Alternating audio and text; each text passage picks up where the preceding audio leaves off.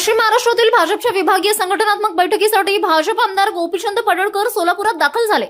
भाजप प्रदेशाध्यक्ष रवींद्र चव्हाण यांच्या नेतृत्वाखाली आयोजित करण्यात आलेल्या विभागीय बैठकीच्या पार्श्वभूमीवर सोलापुरात पश्चिम महाराष्ट्रातील भाजपची महत्त्वपूर्ण बैठक पार पडत आहे। यावेळी गोपीचंद पडळकर यांनी पश्चिम महाराष्ट्रातील भाजपच्या वाढत्या ताकदीवर भाष्य केलं।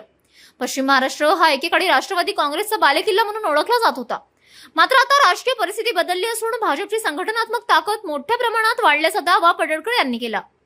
जिल्ह्यातील विविध भागात भाजपची ताकद वाढली असून पश्चिम महाराष्ट्रातील भाजपच्या लोकप्रतिनिधींची संख्याही वाढल्याचं त्यांनी सांगितलं।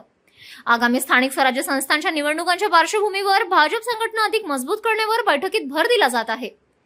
पंतप्रधान नरेंद्र मोदी आणि मुख्यमंत्री देवेंद्र फडणवीस यांच्या विकास कामांमुळे भाजपचा विचार तळागाळापर्यंत पोहोचल्याचा दावाही पडळकर यांनी केला।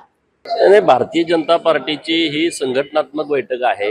विभागवाईज बैठका पार्टीचे अध्यक्ष माननीय रवींद्रदादा चव्हाण साहेबांनी ठेवलेले आहेत, माननीय देवेंद्र फडणवीस साहेबांच्या मार्गदर्शनाखाली। त्यामुळं या पार्टीच्या या कार्याचा एक भाग आहे आणि त्यानुसार ही आज पश्चिम महाराष्ट्राची बैठक सोलापूरला होते।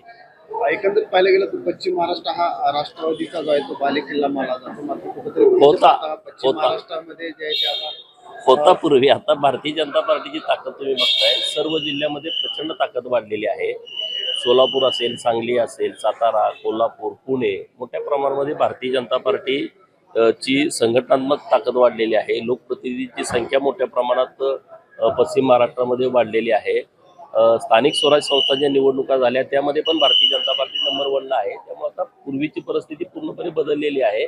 भारतीय जनता पार्टीचा विचार आता तळागाळापर्यंत गेलेला आहे। नरेंद्र मोदी साहेबांनी, देवेंद्र फडणवीस साहेबांनी जे विकासाचं राजकारण केलेलं आहे, विकासात्मक भूमिका घेतलेली आहे, ते आता लोकांच्या खालीपर्यंत पोहोचलेले आहेत। त्यामुळे आता भारतीय जनता पार्टीच्या पाठीमागं मोठ्या प्रमाणात पाठबळ लोकांनी उभा केलं आहे। थँक्यू।